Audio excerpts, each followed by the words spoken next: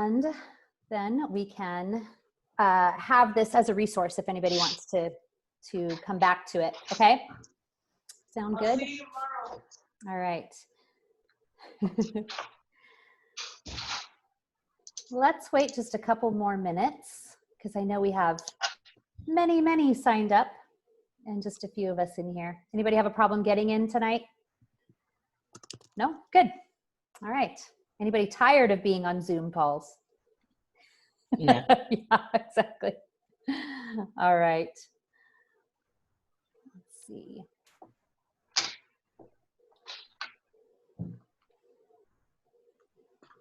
Do it like this. Oh, yeah. Sorry, I have a fly that's decided to join us, which is really fantastic. All right.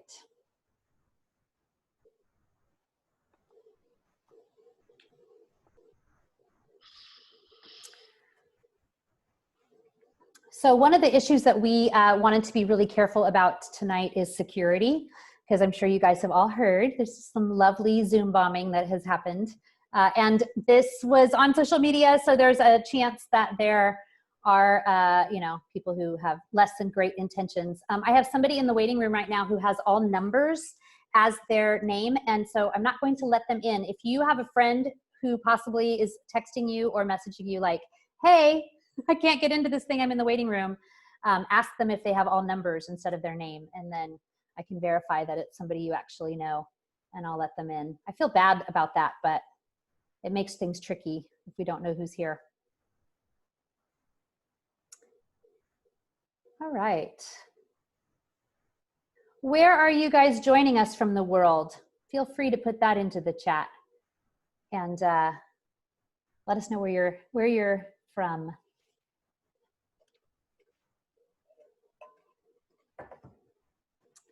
All right. Chicago, did you hear about this from Kate? I can't remember her married name. I only know her maiden name. Oh, that was me. Okay. I'm actually in Homewood, Illinois, so it's right outside of Chicago. Okay. And my cousin's wife is the one that sent me the information. Oh, cool. She knows someone that runs Fit for Mom or something like that. That's Kate. Okay. Yeah. That's great. Fantastic. All right. Oh, we've got lots of California, Virginia there for you, Jolanthe. Yeah, it's like, woohoo! Tennessee. All right. So if you guys are not aware at this point, one of the things that does vary from place to place in this great United States of America is that states will differ in their laws and in their requirements for homeschooling. So we will touch on that a little bit. None of us, you know, are great experts on any one location. I mean, I think Michele and I know California very well, and Jolanthe knows Virginia very well, but we can point you in the right direction as to like what the particulars are in your state. Okay. So we can't speak very much beyond Virginia and California, except that we will give you resources for your state. Okay. All right. Well, you guys, we are 5 minutes in. We can go ahead and get started, I think. I'll reintroduce myself. I'm Kendra Fletcher. I'm going to be doing so much talking tonight, hopefully not all the talking. I will let you guys chime in and jump in. Literally, again, on Monday, I just messaged Michele and Jolanthe, and I was like, you guys, people are just like, this is a watershed moment for a lot of people to feel like we're 4 weeks from school starting in my school district. I'm not sure how kids are going back to school. Is that how you guys are feeling? Like, how is this actually going to work? Yeah.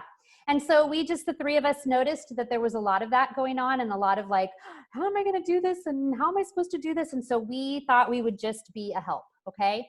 Again, this is going to be casual and kick back, but I'm going to stop talking and let Jolanthe go and tell us her background and her homeschool story. And then we'll go to Michele, and then I'll give you a little bit of mine, and then we'll move on from there. Go ahead, Jolanthe. You didn't even tell us how many kids you have or anything like that. Oh, we'll get to it. Okay.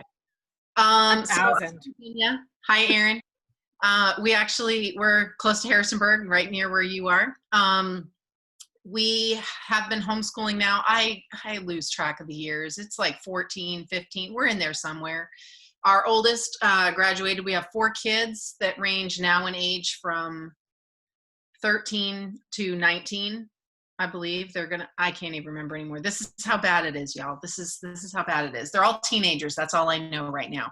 Our oldest graduated last year.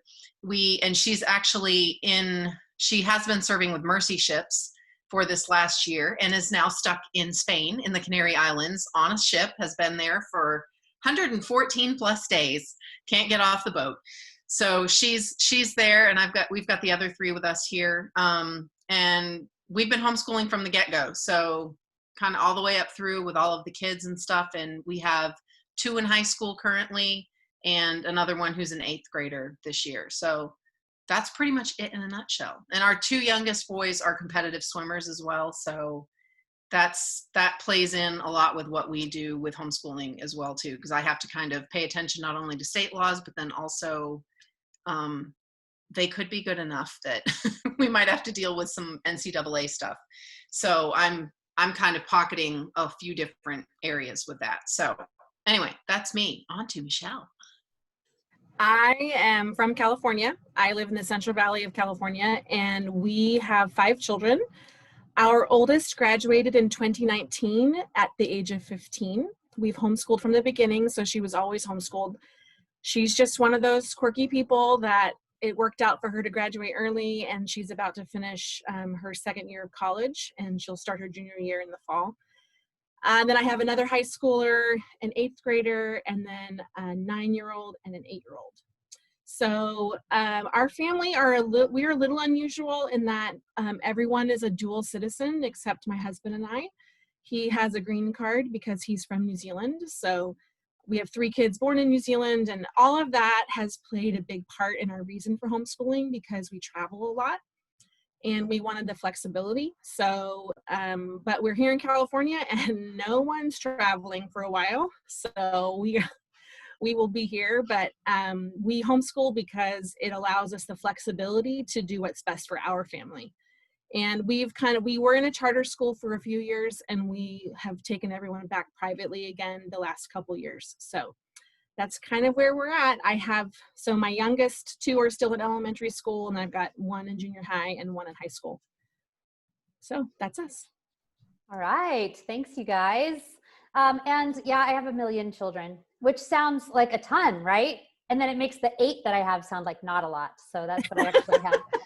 Yeah. So we have 8 kids, and the oldest is 27. Oh my gosh. And the youngest is a 12-year-old who's brain damaged. So he's about 6 or 7 developmentally. We still watch a lot of Peppa Pig over here and Paw Patrol. And so still in that, his quesadilla is the one I ate for lunch today because, that's how we roll. So let's see. Homeschool journey, we started when our oldest was 4. I was that mom who said, I will never do that. It was 1997. And I knew a couple of homeschool graduates, and they were totally fine people, but I was just like, heck to the no, I am not ever doing that. So funny. And we just had sort of some educational obstacles where we live. We live in an underserved community, and education is important to my husband and I. And we said, how can we give our very precocious, bright 4-year-old the kind of education we want him to have? Okay, I'll homeschool preschool. So we did that. And then it was like, oh, okay, well, I'll homeschool kindergarten. Okay, I'll do 1st grade. And he graduated from our homeschool. So he's like I said, he's 27 years old. He did an early college path like Michelle's daughter because he's kind of a smarty pants that way. We have a 25-year-old who made me a grandma this last year. Our grandbaby turned 1 on the 4th of July. And he also homeschooled all the way through. We homeschooled them privately, so they didn't go through any charters or anything like that. And they are amazing citizens of the world. Like it can be done. Our 2nd son is considering getting his master's degree right now, but gainfully employed and a husband and a father and all of those things just by being homeschooled his whole life. Let's see. Our 3rd son is He is a guy who said, I don't want to go to college. He tried it a little bit after high school, even though we gave him a very rigorous, college-bound high school experience, but he likes to work with his hands. And so that was his decision, and that's what he does.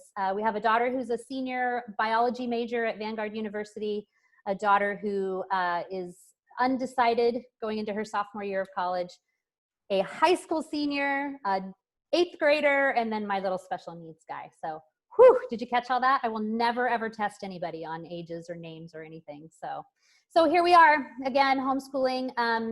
And actually my high school senior was in a hybrid school the last 3 years of her education. I don't know if that's something that is available to you guys where you live, but some of these charters do have hybrid options where you can take classes on campus, online, homeschool in sort of all kinds of different combinations that work for you. And then as she was going into her senior year, and she said, I'm done. I just want to be homeschooled for my senior year. And I was like, what? Wait, what? I thought I was done. I thought I was out of this gig. So I've got her back home this year for her senior year, and an 8th grader. And now, you guys, I'm looking at 4 weeks from now, wondering how in the world a special ed public school is going to welcome my little special needs guy. Our county our numbers are going up exponentially every day. We actually have COVID in our family over the last month. So I don't know. We'll see. That's the new journey, is how do I homeschool this special ed kiddo for the year and not die trying. So, all right. We thought we would start with preschool and kind of talk about that. Raise your hand if you have a preschooler this year. Okay, good. So you guys, this is where you are. Is your preschooler your oldest child?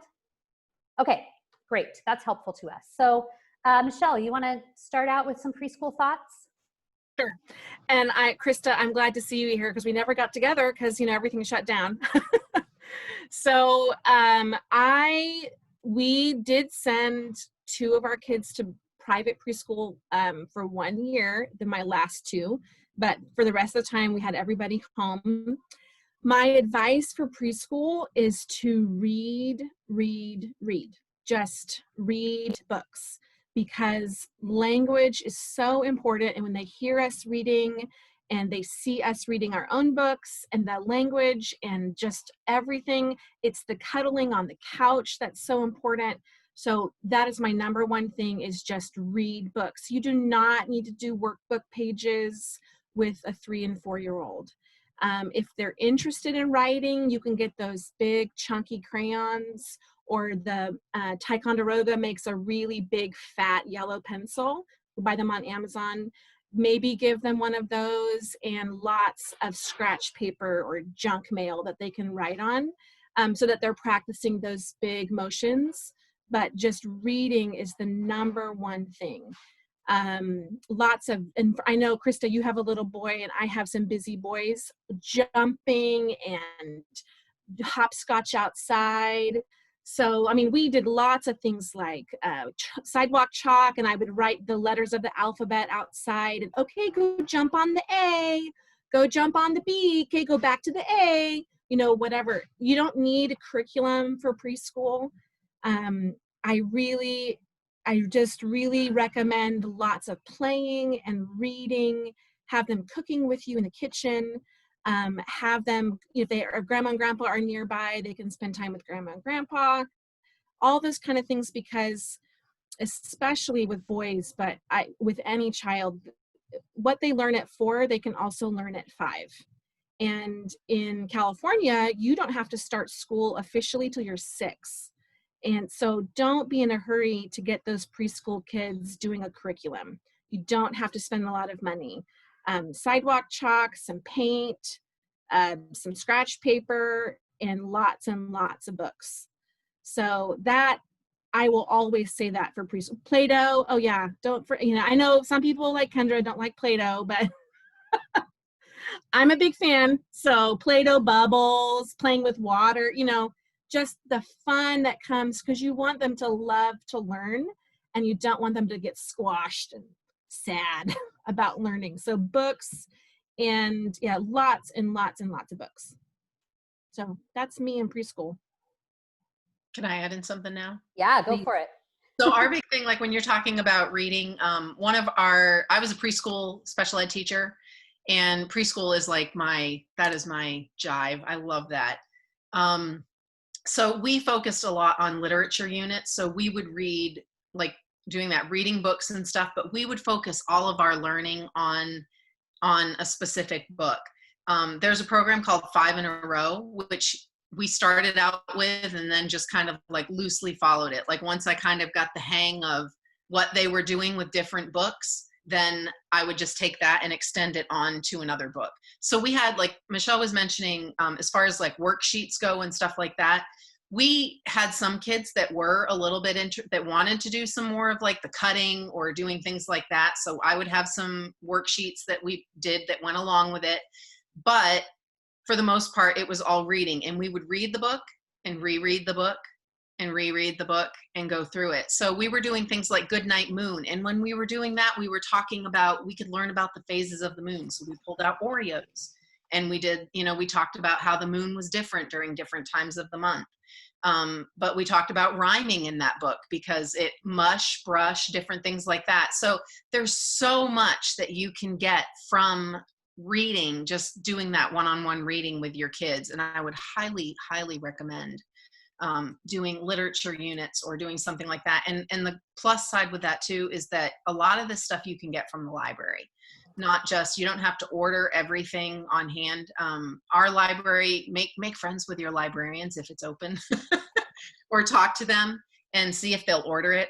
We have a fabulous library that we found. It's a little bit further from us, but we've asked them to order certain things and they've done it for us. So but the Play-Doh, even if you don't like it, that's a hard thing for me. Some of the stuff that that the kids love to do in preschool makes such a mess, and I am not a mess liker or enjoyer. So, but that was me getting out of my comfort zone and doing it because they're having fun, and that's the point where you're making memories with the kids too, like especially at that age too. So, yeah, that's all. Good. That's great. That reminded me of something to say that I think kind of spills out into every single grade. But that is at the get-go to remember that your child isn't being educated in a vacuum. Okay. So, it's not like when we sit down here at the table, then we are learning to do these things. These kiddos can be brought along in your life, doing so many things with you. They're learning, going to the grocery store. I always tell this story that I remember being in second grade with my class at public school, and we took a field trip to the grocery store.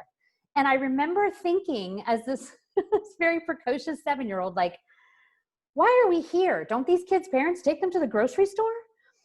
And so, as an adult, as a homeschooling mom, I'm sort of like, right, the grocery store is a legit field trip. Like their kids aren't in this little, like, this is school, this is home. These are two separate pockets. When we homeschool, it all sort of integrates. Come here, bud, let me show you how to measure a half cup of water. See how mommy does this? Okay, there you go. You've got measuring. And the lifestyle of learning. Yeah, exactly. So if you guys can remember that, as you go into the fall this year, that yes, there's going to be things you have to sit down and work on. You have to work on writing, and you have to work on reading, and you have to work on math and all those basics. But there's so many things that just get absorbed because you're living this lifestyle of learning together. If you're reading a book, hey, listen to this, you guys. This is such a well-written sentence. My poor kids are subjected to that kind of stuff all the time, or the podcasts you listen to. Are they listening to those in the background, or the music you listen to, or whatever it is? It's all being absorbed as part of their education. So if that kind of helps you breathe a little bit, I know it has for me over the years too. So, okay. Why don't we go into elementary years, and let's just sort of go all the way through, and then we'll just do questions at the end. Michele, I like that you're answering them in the chat. Just keep doing that too. So yeah, we'll do the best we can. I feel like we should mention, we're going to send you guys out a link when we're done. Because we're recording this, we're going to upload this to YouTube, but we have a landing page that has a ton of resources for you all. So like kind of starting from the very beginning, like where to get going, and just all through everything, like all the way up through high school. Has some of our favorite stuff linked to it, like, different freebies and everything that we found. We've tried to compile a list and we're still adding to it. So we're going to send you guys a link to that. So just know that that's coming too. Yeah, and you did a great job on it, Jolanthe. There's a lot of information on there, you guys, that should be really helpful to you.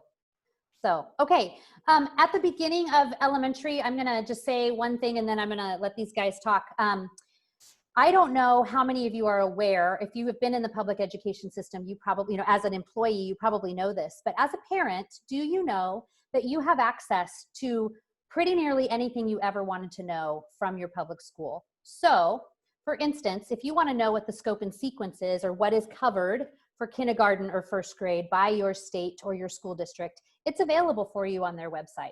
And if it isn't, all you have to do is call the office and say. So I was looking at this question in the chat, like I need to know, what is going to be expected of me to cover in this year while my child is at home. All of that information is available to you. If you are thinking we're only going to homeschool for this 1 year and I need to make sure we have this, pre-kindergarten or this kindergarten stuff sort of done so they're ready to jump back into first grade, that information is available to you in your school district's website or your state's website. So just so you know, just by doing a little bit of research, you'll have access to all that information. It's no great secret. That's the thing. I think sometimes when we're not educators, or when we're just parents, we don't realize that like all that stuff is available to us. So, all right, go Jolanthe. As far as elementary goes, oh my goodness. So I know when Kendra mentioned earlier, like she's like, I started out with preschool. My whole thought when we did this was like, well, we'll do it this year because I can't screw up kindergarten. I mean, really, that's like kind of my whole mentality. That started out, but then we realized how much we loved it. And we continued on. One of the things I love the most about the elementary age is that we focused a lot on what really interested our kids. So it wasn't necessarily that we had to follow a specific curriculum or a specific thing that our, whatever our county or city was doing, but we could follow along with the interests of our kids. So we spent like 2 years doing a whole world geography study. We went country to country and learned about it. And with that, we tied in everything. We tied in our science, learning about the animals in the countries and the ecosystems and the geography and different things like that. So there was so much that we could do and tie in, like almost overwhelming, if you will, sometimes how much you could do.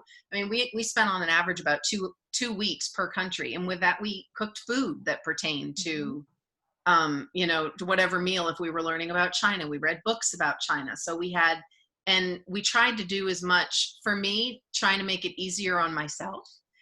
We tried to group kids as much as we could to do as many of the subjects as we could together. So like our history, our geography, even, our writing, we would just kind of stage it based on the kids. So they broke out at math and they did different math levels and things, with what we were teaching.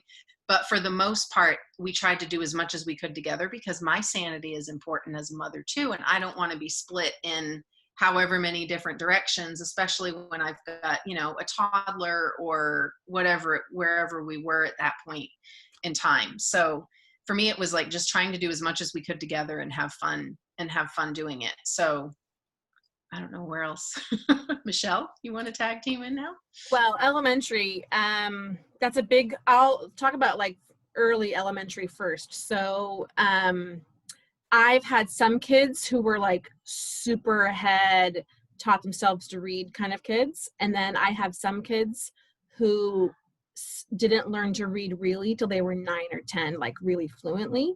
So what I choose to do is based on the child. So for us, the goals are learning to read and doing math. And then history, even though it's my favorite subject to teach, is great, but not the most important thing. So the history stuff I have one child now who's still learning to read, and that's fine. And so we do reading and we do math every day. Most days. Some days I cry and I'm like, okay, homeschool's over now. And so I'm going to be honest, sometimes that's what it's going to be like no joke. My husband works from home all the time. And sometimes it's 10 o'clock and I go into his office and I'm like, I'm finished now. Can I please put the kids in school? And that is obviously not an option now. So I'll be honest, that is a real thing. And we've been homeschooling a long time, and I still have days where I'm like, I feel like I'm going to just blow up. But anyway, so history is my favorite thing. We have talking about curriculum. One of the curriculums that we have used a lot is called Sonlight, Sonlight. It is a literature-based curriculum. And what I like about it is it comes all in one box. So you can order it and you can use multiple children, multiple ages for one curriculum. So because our family, we are readers, my husband and I love to read, our kids love to read, they love books. Even when they were babies, books were like a toy. So Sonlight was a good fit for us. And what I liked about it was I just opened it up and I just did the thing that they told me to do. Now, with my younger kids, especially my youngest son, that doesn't work for him because he sits for about 5 minutes and then I'm done. So I have to use his sitting time to do reading. So early elementary, we do a lot of hands-on stuff. A lot of people are like, what are we going to do for science? Well, in elementary school, I don't do science. I don't. We give them stuff. We dig in the dirt. We go to the zoo. You can't go to the zoo right now, but you can watch the zoo on YouTube. We do exploring outside. We look at the birds. We look at the, that nature, just building their curiosity. So in early elementary, we do a little bit of reading. We do math. We do handwriting. And kindergarten should really only take about 45 minutes, maybe an hour. It doesn't take a long time. So my son that's just finished 3rd grade, he finishes everything in about an hour and a half. So there's one thing I wanted to show you. I don't want to forget. Hold on just 1 second. Okay, sorry. This is called Explode the Code. And I have used this for all 5 of my children. This is a great phonics curriculum. And it's not expensive. You can get it on Amazon or Christian book distributors or Rainbow Resource. But we use this for all of our kids just to focus on, and they have like a get ready. So if you're in that 4 to 5 age and are just getting started, this is a great one to use. So for early elementary, like Jolanthe said, we try to group them as much as possible. And we try to focus on helping them love to learn. Because if we can teach our kids to love learning, then they can teach themselves, because we cannot teach them everything. We will forget stuff. My daughter that's in college, she's like, you never taught me, blah, blah, blah. I'm like, well, now you can teach yourself. So yeah, we are always just trying to help them to love learning. So just those kind of simple things, and then just enjoy spending time with them. There's no like formula. Darn it. I wish there were. Yeah. Okay. So I love, you brought something up, Michele, about your daughter saying, you didn't teach me this. It's so funny. I just got that last night from one of my older kids, and I said, oh no, I taught it to you. You just weren't listening, which, is the reality. Give yourself a lot of grace in that too, because it's very easy for us to sort of think that, like, I don't know, I'm the type of person that if my child is in a classroom all day long, then I'm going to blame my child for not learning the thing. But because I'm the homeschooling mom, suddenly I'm like, oh no, I didn't teach them. It's like, it's my fault suddenly. And so, realize that all people, all humans, all children, all students are going to have holes, right? Like, we're going to all have little blips or pieces that we didn't really get along the way, either because we just didn't have a teacher who really taught us anything about, I don't know, randomly picking something up, the Spanish Armada. Just came into my head from today. We didn't have a school that had a lot of really good math teachers. And so our math isn't so great because we didn't get that, or whatever. All of us have something like that within the scope of our education. And so, give yourself the grace to say, I'm going to graduate this child, or this child's going to walk out of my homeschool and they're going to have holes. They're going to not know things. But Michele's right.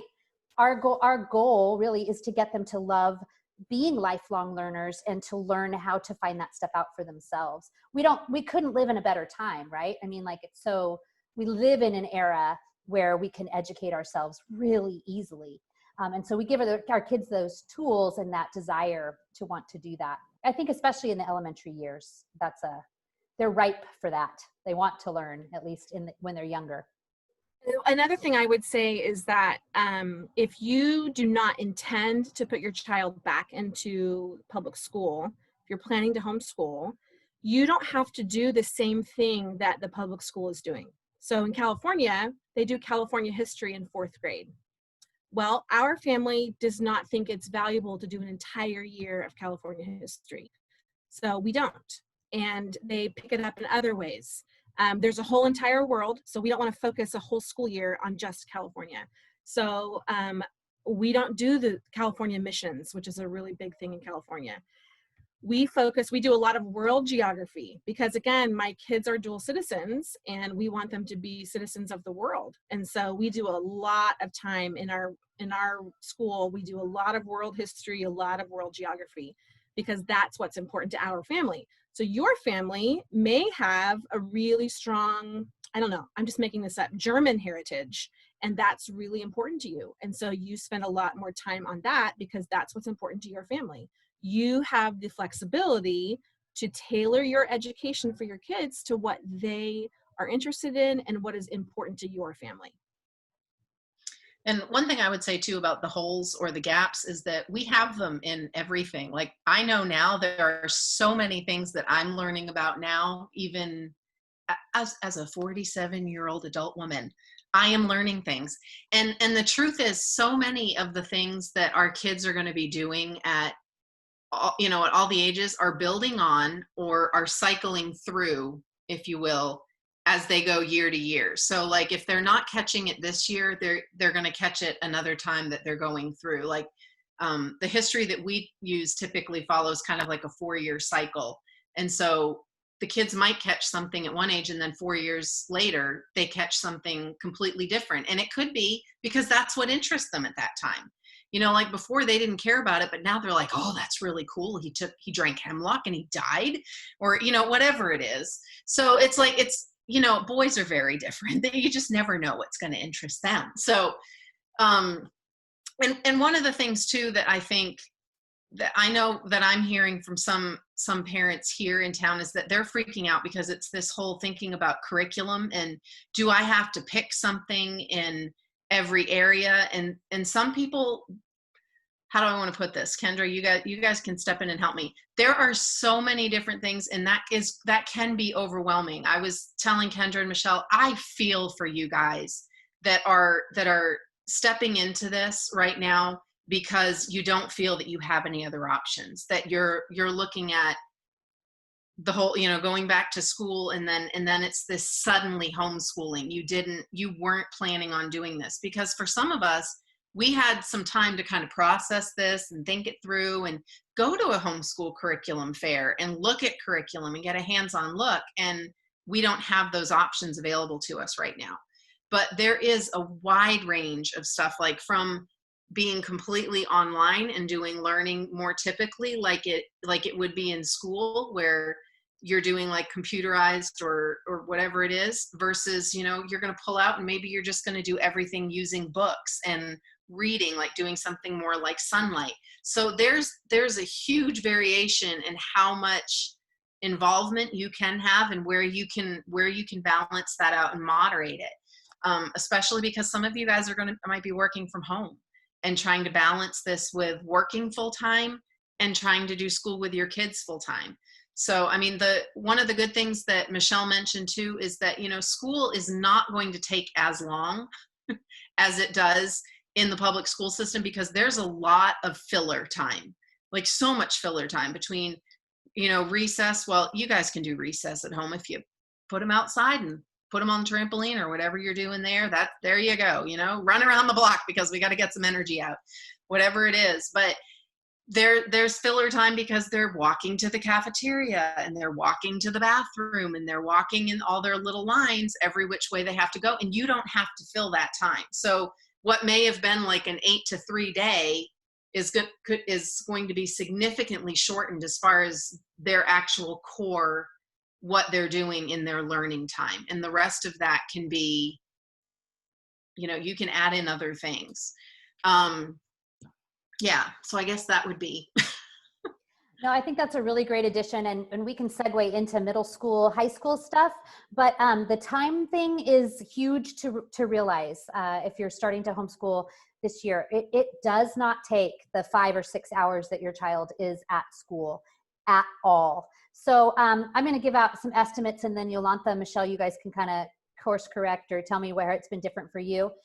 Kindergarten, 45 minutes. No kidding. Like, between just doing some basic reading and getting some workbooky things done that we do. My kids have loved workbooks, so we've done some of that as kindergartners. Doing some hands-on things, maybe watching some videos about animals or, you know, whatever. 45 minutes is, we're done. We're done with like the school part of it. Elementary school, early elementary, 1st to 3rd grade, maybe a couple of hours a day. I mean, is that a fair estimate for you guys? Maybe 2 hours, maybe?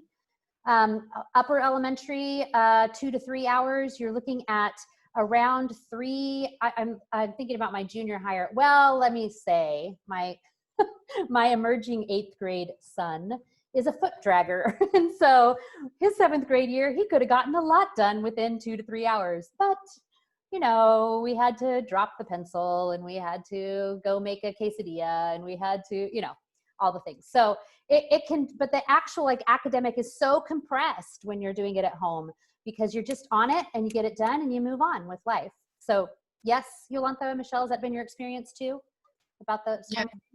And motivated kids, like if they have something else that they want to do, it's amazing what they can get done when they, yeah. I mean, come on, let's be honest. For adults, it's the same thing. I mean, if I'm highly motivated to do something, it's amazing how quickly I can get it done. And again, the one thing I do want to say is that you need to make sure you know what your state guidelines are. Someone had asked earlier about like attendance and stuff like that, because my state doesn't, I don't have to submit attendance records. I don't have to say we did 180 days, we did this many hours a day.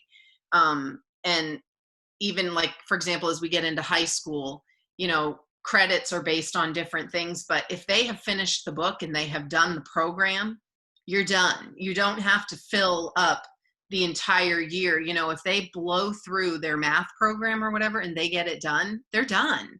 I mean, you can move on and start the next level if you'd like to, but you don't have to do, you know, you don't have to do that. There's not this obligation that you have to do something every single day and get that in. So that's the only thing I would add to that. Right. Well, and there is, I mean, I have my upcoming 8th grader is he seems to be motivated because he wants to start high school early. And so he's trying to finish some of his because he is just starting 8th grade. He wants to try to finish it early so that he can then start high school, some high school level courses. But that's just him. Now, if he actually does it, we'll see. But again, as homeschoolers, you have the flexibility to do what's going to work for your kid. Yes. And conversely, that means if you have somebody who sort of needs to take more time learning something, I think that the idea of that lowest common denominator that sort of that guides a classroom's pace, you know, you take all of that out. So if you have a child who needs more time learning to write a really solid essay, or you have a child who's going to blow through math, you have the freedom for them to take the time or to move ahead quickly. That's the beauty of this environment. So, okay, high school. Who wants to tackle? When you were talking about the blow through math, I was like, or you have a child that blows off math. Yeah. and says that they've done something and you didn't follow through on it. That kid ends up getting to do 2 years of math in 1 year. So that can be the bite you in the butt part of that if you're not actually doing things and pretending you are. So anywho. Yes. Well, my firstborn did that. He pretended to do math, and then, you know, I wasn't checking every day. And so, like, I don't know how many weeks, months went by, and I check and I'm like, what in the world? And I'm devastated because I'm like, it's a moral flaw. Like, I'm a terrible mother. I have not taught this child good character. And then you guys, literally every single one of my other children has done that. 7 out of 8 has done this, where they pretend to do the thing they don't want to do. And they decided like, oh yeah, I got that done. So don't be surprised if this rises to the surface and you see this happen. Don't be shocked. just look at them and say, oh, bummer. Now you got to do your math in the summertime. All right. So high school, who wants to go? Who wants to hit on the high school stuff?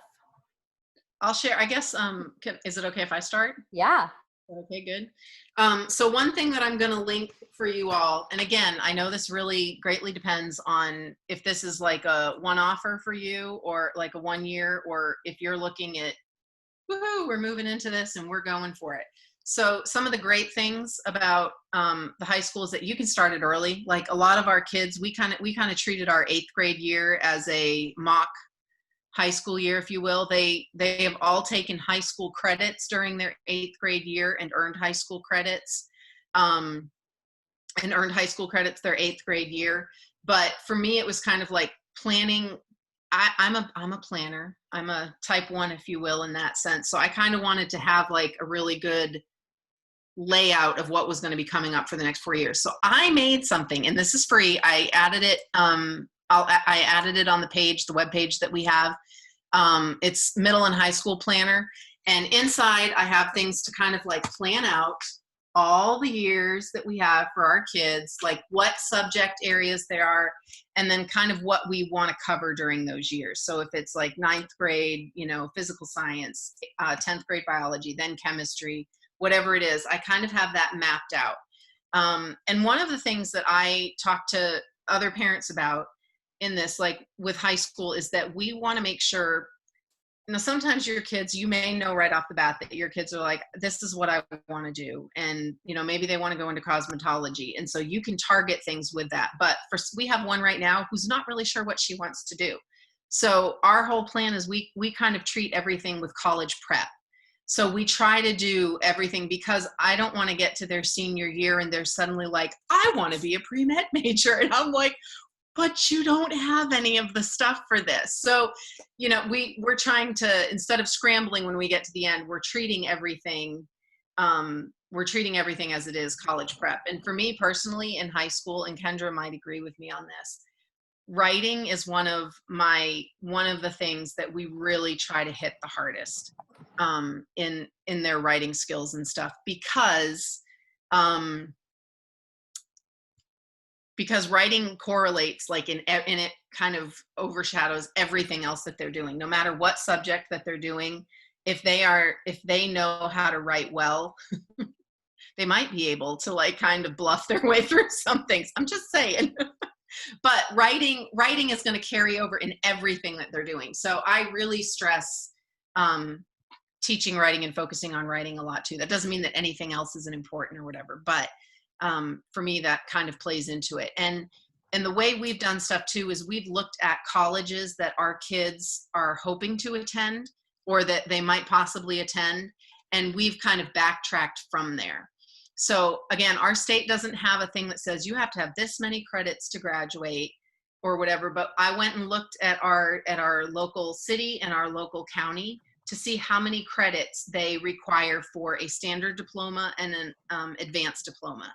And then I went and looked at the colleges that we were at, 3 or 4 colleges, to look and see what their entry requirements are. So if our kids were to apply to Virginia Tech or to UVA, they would have to have this many foreign language credits. They would have to have this many math credits. And specifically, they might need these math credits or these science credits, so that I could make sure that we went back and kind of put that in and filled it in as we were going along. I hope that makes sense. So anyway, that's my little 2-part. So you guys go for it. Kendra's got kids too, that you all have kids that have graduated. And we did community college too. That was the other thing. One of the beauties of the homeschooling thing is doing like dual enrollment or the concurrent enrollment in Virginia. So we had kids that our oldest daughter took, graduated with 39 credits from the community college towards her. She wanted to go into nursing, so she started working at all of that and had everything done so that she could go into clinicals. But and those college credits counted as high school credits. So it was stuff that I didn't have to teach her human anatomy and physiology or do the lab. Somebody else did that, and it was great. And she did it in the classroom setting. So that would be, there you go. Okay. Yeah. Do we have any high schooler or anyone that's homeschooling high school this coming year? raise your hand or say a yes in the chat if you're planning to homeschool high school. Tanya's yes. Okay. Oh, no, you're answering, Tanya. Gotcha. All right. I know Okay. Jenny's interested in that. I can't, but Jenny, if you're listening, I can chat with you more about that too, because you're local and I know you. So Okay. Yeah. All right. So if we don't have a lot of high school Aaron's people, asking, where do you find info on things like that with concurrent enrollment and how to do it? Call Local community college. your local Yeah. community college. If you call, they usually, like ours has an actual homeschool liaison. So we have somebody that we specifically talk to before doing that. And then even our local colleges, we went and had meetings with them also to find out even what stuff would transfer over to different colleges to make sure that they lined up, that we weren't necessarily just taking a class for the sake of taking a class. So yeah, that would be my suggestion. Yeah, Aaron, I think I'm sorry, Kendra. you got it. Go for it. Aaron, I think that you are in the Central Valley. I think that's what you told me. Yeah, okay. So the California community colleges all run exactly the same. So you just go on to like Fresno City College, and it's called High School Enrichment is what they call it. That is where they can take classes for free. So I would go on their website, have a look. My daughter is at Fresno City and she had no problem enrolling and doing dual enrollment classes. That's how she was able to graduate at 15, was because one college class at the community college, one semester counts as 1 year. So she was able to finish, you know, every child is different. I have some children who are not going to be able to be on campus and do that kind of thing. So that definitely have a look at that. And they're super easy to work with. Yeah. Yes, they're used to homeschoolers, which is nice at this point. At this point into everything, they're every college is used to homeschoolers, so it's really nice. And they're all going to be online this fall. Fresno City is all online, so you shouldn't have most colleges are going to be online. Yeah, I will say, I don't know how it is for Fresno, but I know Modesto Junior College is completely impacted. My girls could not get any classes. So yeah, I know it might be that way for community colleges coming up here in the fall this year, you know, I don't know. But okay, so since we don't have anybody who's like dying for high school information, and you're certainly welcome to, you know, ask us those questions. Let me go through the questions that we had before we started the meeting tonight, and then we can also hit on some things that you guys have put in the chat as well. So the very first one, I'll just go ahead and answer it. It's on the best way to keep attendance, especially if you've already started during summer. So this is going to be state specific, and depending on what your state requires. For California, the options are to either enroll your child in a homeschool charter program or to file an affidavit with the state. That is all done online. It's super duper easy. All you have to do is claim yourself as a private school in the state of California. You list the number of students that you have. That's pretty much it. And then you agree that you do 180 days. Well, in this lifestyle of learning in my household, and because we get up every single day and we homeschool, it's like, that's how we do it. That's what, you know, how life is. I don't even pay attention to how many days it is. I'm sure it's way more than 180, much to my children's chagrin. So, so there's that.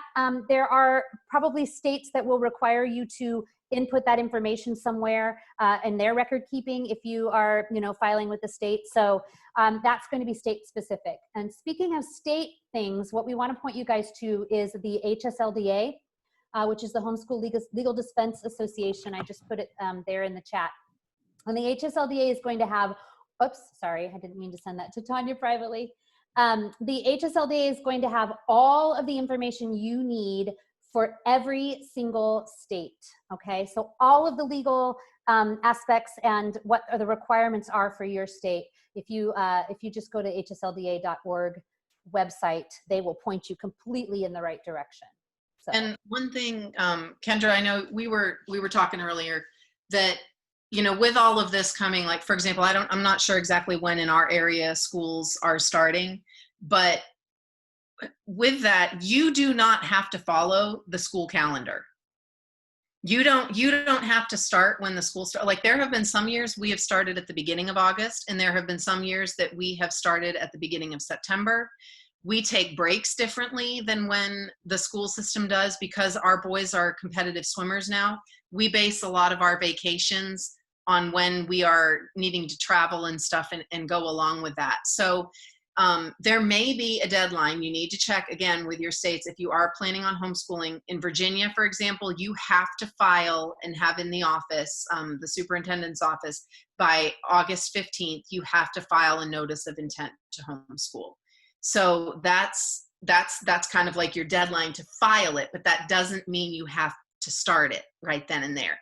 You can start it a little bit later. You can do whatever. You can wait through Labor Day and, do whatever you want to do. You can start when you want to start, and your schedule it's totally up to you as to how you want to do it. If we often did like a 6 weeks on, 1 week off schedule, and did things like that, so that we could then plan our vacations when everybody else was still in school, and we could go somewhere nice or whatever and do that. So that was just something I want to make sure you guys are aware of too. So you might have extra time to not freak out as much. Like you can think, okay, yeah, I know I want to do this, but I need to take a couple extra weeks to plan and figure out what I'm doing. You have that flexibility. Yeah, in fact, Michele reminded me today of a story that I've often told of, I don't remember who I was pregnant with, but it was like child number 6 or 7 or something like that. And I had children every 2 years. And so, I mean, you can just imagine, right? This is insanity.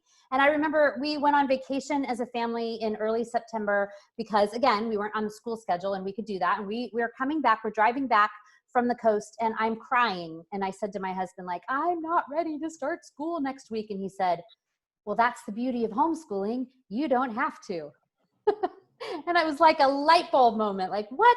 So I just took my time, and we started, I think, probably the first week of October that year. And guess what? We ended that year at the very beginning of June. So sometimes it feels like, oh no, I have to start, I have to be on this school schedule, or I have to do it just like the public school does. And you really, really, really do not have to. You can, if whoever it was that asked that question about attendance and said that they're already homeschooling this summer, you bet. And if you want to take 2 months off at Christmas time because you want 2 months off at Christmas time, you have the freedom to do that. That 1 year we worked all through the summer and then spent 2 months in New Zealand. And so like September, October, because we have the flexibility to homeschool however we want. So that's one of the things we want you to know, is that you have options. You do not have to be stuck on that calendar. So, we've had, Kendra and I have both had kids in the hospital for months. We've had, I've been hospitalized. We've had emergencies of all kinds. And so we weren't worried about the kids because we knew that it would all catch up at some point. So, you have flexibility. Okay, next question. Is there a way to homeschool without purchasing curriculum? I'm sorry. Jolanthe, what do you think? Yes, there is. You can, but you'll get sucked in, and then you're just going to buy it all and want to have it all. One of the sites, Michele, we were talking about was Easy Peasy, all-in-one homeschool. I'll have a link to like ways to a post that talks about homeschooling for cheap and for free. There are things you can do, and again, the library will be your best friend then. You may want to look at math, but that, again, Easy Peasy all-in-one has a lot of stuff. It may involve clicking and lots of links and going to different things, but it can be done. So thank you, Michele. You already posted it in there. Look at you. I can't remember what else it's called. I know the website's not Easy Peasy, but it's something else. If you search that, it'll come up. It'll come up. And they have that. That's like kindergarten all the way up through high school. Like you can do everything with Easy Peasy. So yeah. I love the name too. It's so academic. It's great. All right, next one. Is there an online option? Yes, I'm saying that way because you guys, I actually teach at outschool.com if you guys are familiar with Outschool. Outschool is one of many online options. Outschool is an a la carte educational option, so that if you wanted to sign your child up for a writing course for an entire semester, or just do this thing, or just do a one-day class on I did one this morning on the state of California, you know, or like all kinds of different things. OutSchool is there as an option. There are entire curriculum options online. Some of them are charters, some of them are public school options for that, and some of them are private. But yes, there are very many ways to online homeschool. Anything else, you guys, to add to that? Sorry, I had to do my OutSchool plug because I love it so much. It depends too on what you, where you're at too, like, because obviously some homeschool curriculum is going to be much more like, is going to be religiously based. And then if it depends if you're looking on the secular religious then. When you're talking online too, for example, there's Abeka. If people are like, Abeka is going to be pretty much what you're going to see in like the Christian school setting, typically what they're using there. But Abeka offers a whole, like, you could get the whole package, say, for $1,000. It'll include all the workbooks that you need. And then you'll actually, your child will sit and watch a teacher in the classroom, and you'll hear the other students in the classroom and answering things as they go through. So they'll go through the whole curriculum, and it's just basically you're sitting at a computer instead of being actually in the classroom with them. So, I mean, you can go that, or you can do the route again, like Easy Peasy, or, you know, whatever other online curriculum options are doing OutSchool. I mean, there are Alpha Omega does Monarch, which is all online. I've tested it out with my kids and they hated it, but my kids don't love to sit in front of a computer. They're too busy. So for us, that didn't work, but I have a friend, she has 5 kids on Monarch and it works perfectly for them. So it just depends on how your child learns. So there are online options. So I would be searching things like homeschool online curriculum and see what pops up. And you may choose to do some things online and some things via either textbook or other books. Like, so we do our math curriculum, we actually do online. We use teaching textbooks and it's all online based. It grades everything for me. So it's like one less thing I have to do. And that's a program that's worked really well for us. So like we do that specifically with math, but we don't do that in all our other subjects. So it really is up to you and what you're comfortable. So if math is not your strong suit, you may want to look into teaching textbooks or Mr. D's math or something along those lines. There are going to be programs and things that you can do online, especially if it's something that you're like, I have no idea what I'm doing and I'm very scared. That's fine. You can branch out and reach out to somebody to help you with that. So math, sorry, one more thing. So math, I can't really teach after 4th grade. Somehow I just can't. Singapore Math Live. We love Singapore Math at our house, but Singapore Math Live are recorded videos. It's about $75 for the year, and it's an incredibly great program. So you don't have to watch a live class, but it's not expensive, and she does an excellent job. She's a homeschooling mother that did this. And so Singapore Math Live, we use Singapore from kindergarten all the way through 8th grade math. So a really great option. All right, fantastic. Okay, let's tackle this last one. I mean, I know there are more, but we're wrapping up time here, and I want to hit the very big one. You guys know what it is, because as homeschoolers, we hear this perennially for the last decades upon decades upon decades. It's the big S. What about socialization, right? Okay, so, and we kind of joke about it as homeschoolers because it is the question everybody is asking, like, well, you know, are my kids going to be normal? Like, are they going to have enough time with other people? Are they going to get that socialization? And so go ahead, Michele, Jolanthe, jump in on your thoughts. One thing I'm going to throw out there is the idea that when we talk about socialization, are we talking about socializing?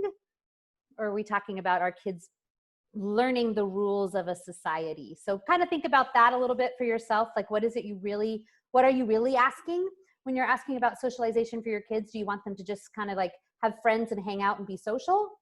Or are you wanting them to be part of a community that, you know, teaches them sort of how your society operates? So big question.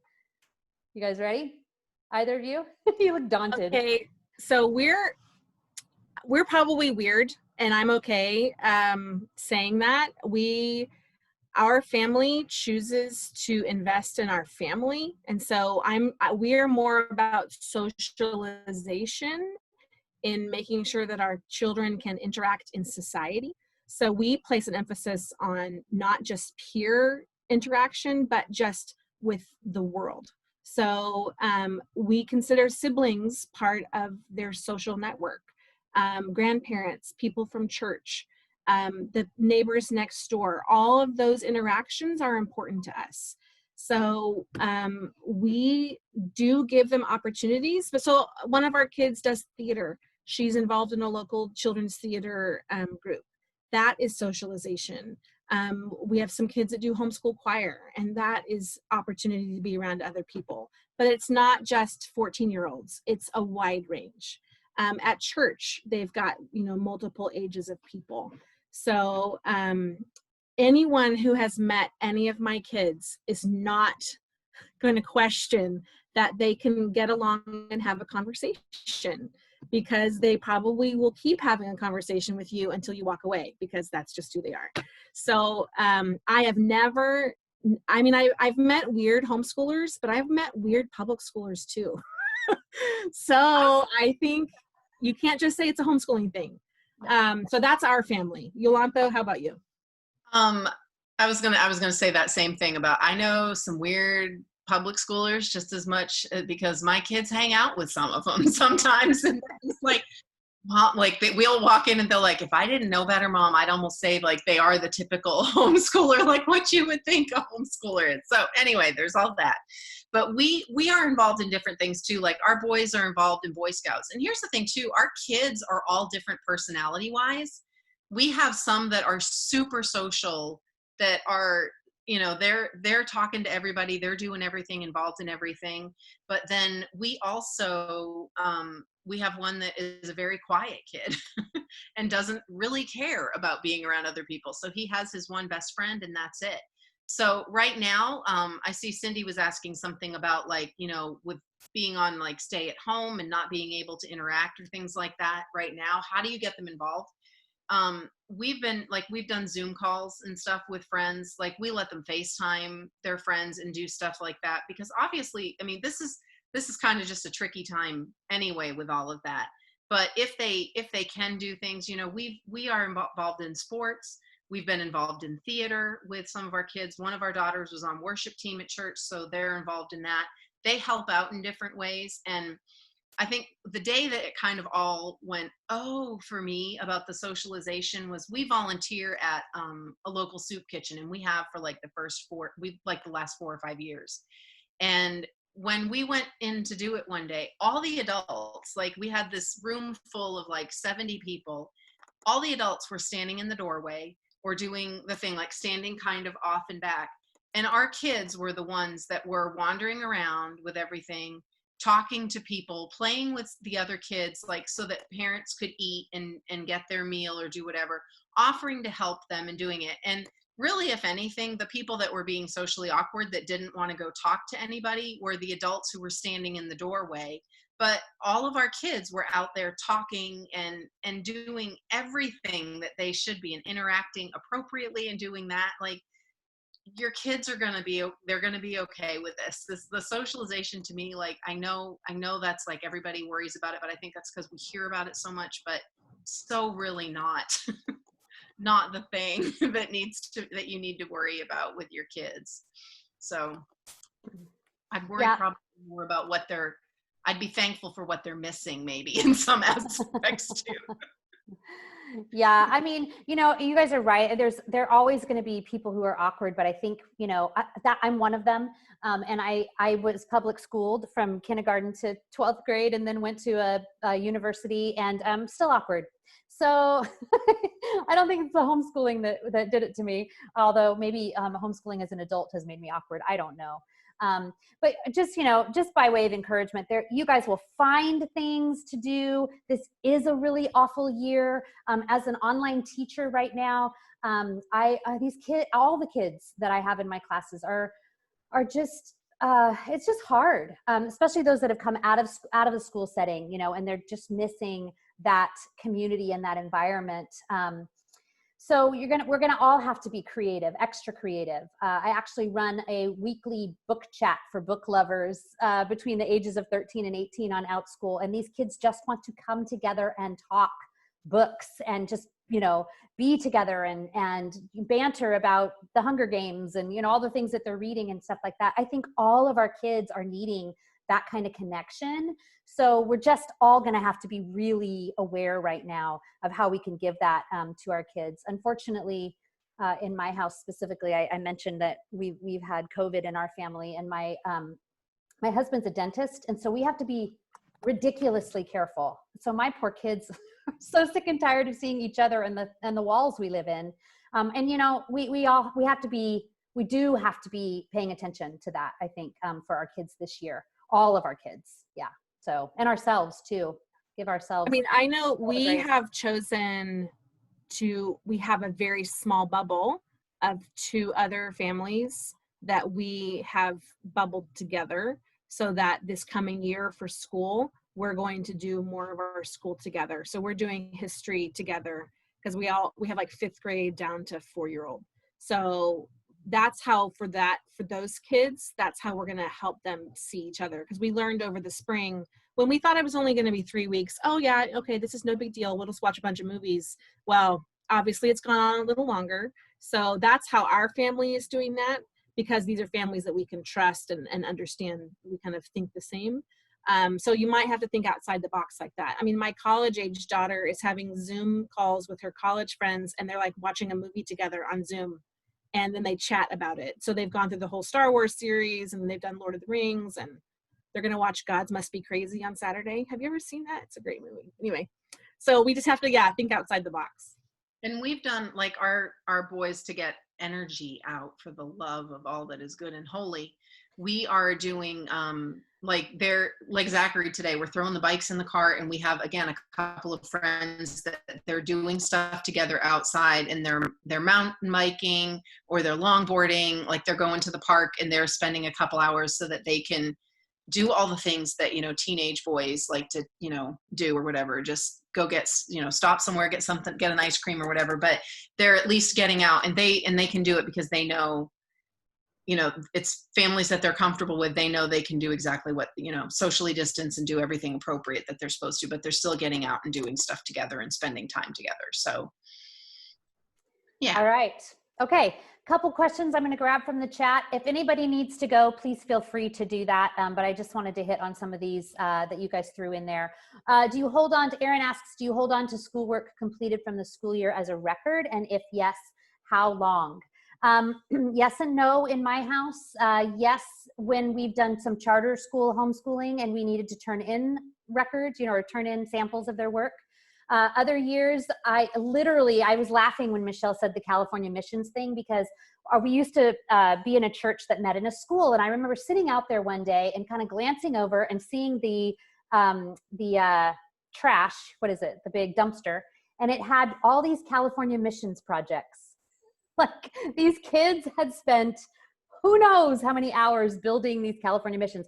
And there they they all were, like, in June, a week after school, just dumped in this big dumpster. And it was like a light bulb moment for me. Like, I don't have to hold on to all the things. And so we hang on to some sentimental things, or things, you know, if we need to have some sort of a record. High school stuff, we'll hang on to more things just by way of record keeping. But for the most part, you are free to let it go.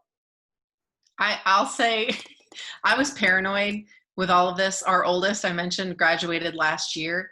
And I had 4 huge, like, the big Rubbermaid totes full of, like, everything for all of our kids. And I had broken it down over the years. I would put it in 6-week little packets. So every 6 weeks I'd have, this is grade 1, like weeks 1 through 6, and then weeks 7 through 12. So I had, like, all these folders. And oh, let me tell y'all, there were some massive trash bags that went out of our house last year. And so I just saved all the stuff. You know, I was trying to be careful because I was like, if they come after me, I'm going to have everything to show them that we did it. But, you know, when you get to the point that you're in 5th grade, if they're doing 5th grade math, you don't need to have the 1st grade worksheets. Nobody cares. So save all the fun stuff. I saved all the really cool stories and funny things that the kids did. When it came to high school, I have saved a little bit more. Like I've tried to save like the key papers, the key tests, things like that, just so that we have records. And I'm probably overly anal about taking records in high school. Like I copy the table of contents for all of the books that we use, you know, the textbooks and stuff, so that because I have to write for our boys, because if they are looking at NCAA, I have to look at a course description, being able to write out a course description for each of their classes. So just to keep my memory fresh, because I'm not going to remember it all later, I copy, like I do keep better records in high school and stuff, and copy table of contents and stuff like that, and then just save it. So that's it. But Okay. Michelle, how about you? I am sorry. I could probably do a lot better. Go ahead. I keep almost nothing until high school, because we move, like I'm always thinking, would I move this overseas? And mostly not. So I generally just do high school, because high school is all I really have. Yeah. So I am not a sentimental person. So yeah. Well, and you know, the other thing that I learned, so I graduated our first two completely and through our homeschool. Then I had this daughter who was going to be a freshman in high school, who was super science head. She's my biology major. And this woman, her mother, her homeschooling teacher, is not super sciencey. And so I put her into a hybrid, which was a charter, you know, the homeschool hybrid kind of thing. So she could get online, or she could get lab classes through the charter, et cetera. Okay. So I show up at this charter school first day to like get her enrolled and everything. They don't care about anything at all going into high school. They're not asking for 8th grade records. They don't want to see what their work was. They're like, oh, she was homeschooled. Okay, cool. And this is a public school, public high school. So nobody's sending junior high, middle school work onto the high school when your high schooler goes to high school. Nobody's sending the elementary school stuff onto the junior high when they go into middle school. So, you know, nobody's looking at these things. And I guarantee you, at least for the state of California, which is like, you know, 6 feet under in the red, there's nobody hired up there in the state capitol who's looking at my children's schoolwork. Like nobody has that job. And so, you know, out of a desire to want to really educate my children, I do that. But you know, I don't need to prove these records to anybody until those high school years. So you guys are going to be likely in the same boat when you head toward high school as well. Okay, so Brandy asks, what are the pros and cons for charter versus private versus hybrid? Anybody want to go on that? We've done it all. That's all on you all with like, okay, because we don't done all private stuff here. So okay, yeah. Michelle, you want to touch on that, or you want me to go? No, you go ahead. You're better at this one. I don't know that I'm better. Okay, so private pros would be that you have total control over absolutely everything you're doing and choosing to do. You don't have to meet anybody's requirements. You don't have to turn in samples. I'm trying to think what else. That's pretty much it. Even the schedule, you're completely in your calendar and everything. Yeah. Yeah, everything is on you, but that would be the con. Everything's on you. So if you're the type of person who needs somebody to hold you accountable, or you want somebody to hold your hand, or you just need that support, then by all means, you know, don't feel like private is the only option that you have. Okay, so let me give you a little example. We, again, privately homeschooled until about 4 years ago, and I put 2 of my kids into a homeschool charter here that is a very, very popular and well-run, excellent homeschool charter. Now, we get to this last year, all kinds of reasons, but my son's going into the 8th grade, and the charter school requires in 8th grade that they take a constitution test, and they study American history, and they do an American history speech. Now, I'm not opposed to any of those things, and the sister above him did those things as well. But as I was sort of looking at all of the other things that were going on and kind of the pros and cons of him still staying in that charter for his 8th grade year, I realized we don't need to do American history. He doesn't need to take a constitution test because he's the 7th. And what I know is he'll take American history in high school. He'll take American history in college. And so I did not need to keep him there and have him jump through that hoop and do that requirement. What I really needed him to do this year was world geography. Like his geography knowledge is not very good. And I was like, that's where we need to spend our time, not on the American history. So there's your difference. The charter school is going to give you some requirements or some things that you must meet. Privately, you can create all of the goals and all of the year. And then you can see the flip side of that is that then, you have to actually do the stuff and not have the support behind you. Other pro, I would say, of the charter school, I absolutely love that they would pay for a lot of things. They gave us a certain amount of money each year. They paid for tumbling classes and, like lots of little bells and whistles. They paid for things on Amazon, art supplies, that kind of stuff. I love that they had a fabulous musical theater program that he participated in, and science Olympiad and all of those kind of bells, all of the bells and whistles. It's fantastic. But it just wasn't something we need this year for him as an 8th grader. He's got other pursuits now that he's involved in. And so there you go. Those are some of those pros and those cons of charter versus private. Hybrid is just simply a matter of whether you have a student who can do well with online, homeschooled, on-site, in that sort of a combination. My senior, one of the reasons she decided she just wanted to be homeschooled this year is because her last 2 classes that she must take at the hybrid are only offered online. And she has severe ADHD and cannot do online classes at all. And it was so stressful to her and causing so much anxiety that she said, it's not worth it to me. I just want you to homeschool those classes and I want to be, then I can graduate. So again, pros and cons, you really have to know your student, your home, your, whatever the makeup of your family is. What's going on this year? That's another thing you guys will want to look at, Are you working full time? I know, Tanya, you mentioned, how do I do this and work full time? I work part-time from home. Michelle and I both have special needs kids. I don't know, you guys, really how I'm going to bring my special needs child home yet. I'm still a little bit like, maybe I can live a little bit in denial for the next week or two. So you need to look at those things too. Are you expecting a baby? Are you going to move this year? Have you had a job loss? What are some of the components of your personal life that will also maybe factor into the decision of how you're going to do your homeschooling this year? Anything else you guys would add to that? Whew, I feel like I've talked a lot. Okay, if we switch routes from one type of homeschooling to another or switch curriculum, is it a struggle to get on board with the new route? It can be, but again, it depends. It can be. I mean, it's hard because sometimes we've had to switch curriculum in the middle of the year, or, getting 6 weeks in, I realized we got something and I'm like, oh, this was so not what I thought it was. And if it's something that is causing your child to have issues learning, or, you're butting heads about it all the time, by all means, jump ship and change that curriculum and get rid of it. Our thing, sometimes we'll just shelve it and say, maybe it'll work with another kid. But sometimes there have been things that we've had that I'm like, get it out of my house. I don't want to see this anymore. I will sell it to somebody else, because it's got such bad, it's bad. Something I thought was oh, this is perfect. It's going to be wonderful. And no, it's not.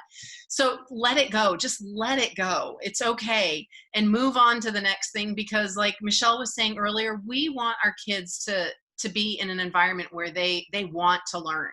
And I am not going to beat them repeatedly over the head with this, saying, no, you're gonna learn it using this text and we're gonna do this. So we have switched things up. We have totally switched, dropped things, done whatever. We mentioned we've had kids that struggle with reading. I know someone had asked earlier, what do you have if you have a child that's refusing to read?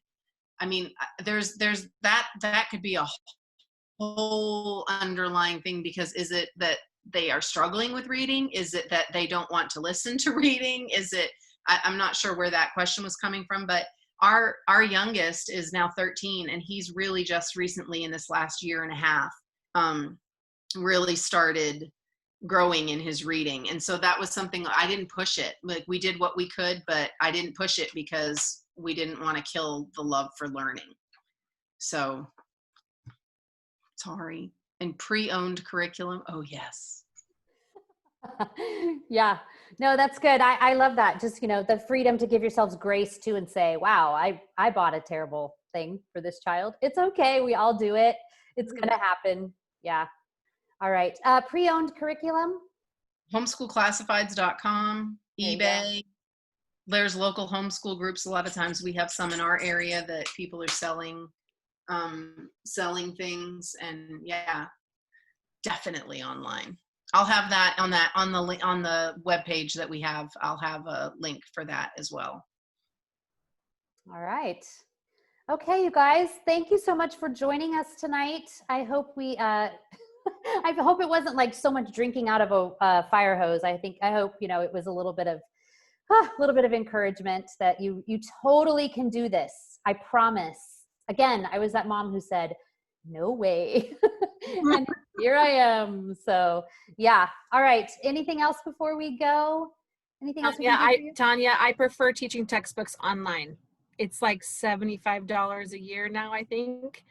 And you can pause it for up to 3 months. How much? I want to say it's only like 45 or something. It's crazy low. I was looking at it the other day I was talking about it with someone. It's like $45 for the entire year. So yeah, do it online. If you lose the CDs. Yeah, or scratch them, or we won't talk about that. So yeah, no, and the online, they'll store all your grades and everything. It'll grade it, and thank you, Tanya, $45. They've just upgraded it too now, so it'll even show you now as a parent the lesson is complete. So you don't have to say when your kid says, "Yeah, I did it." No, they didn't. You know what they did or didn't do. So yeah. Anyway, that's all. That's a good thing. Yes, it is a good thing. And again, just so you guys know, your kids will do those dumb things and it's okay. Yes. It's not Yes, a they will. failure. You're a good mom. Brandy, I saw that Brandy asked if you had to submit grades if you're doing private for California. I guess that would be you guys. I don't know. No. No? Okay. Mm-mm. Hey, any questions? No grades actually also in charters until you get to high school. In Virginia, submit for grades. those of you guys in Virginia that are looking, you don't have to. We do standardized testing. If you're a local in Virginia, please feel free to contact me and I'll let you know. But also hslda.org. That's going to be the thing that's going to give you all the guidelines. But for those of you here locally, you're more than welcome to reach out to me and ask me, more detailed questions if you have them. So. All right. Thanks so much, you guys. Thanks for joining us. And definitely pop over to Jolanthe's page. She's just got a ton of resources for you. So thanks. Thank Happy you. homeschooling this year. I hope it goes well for you.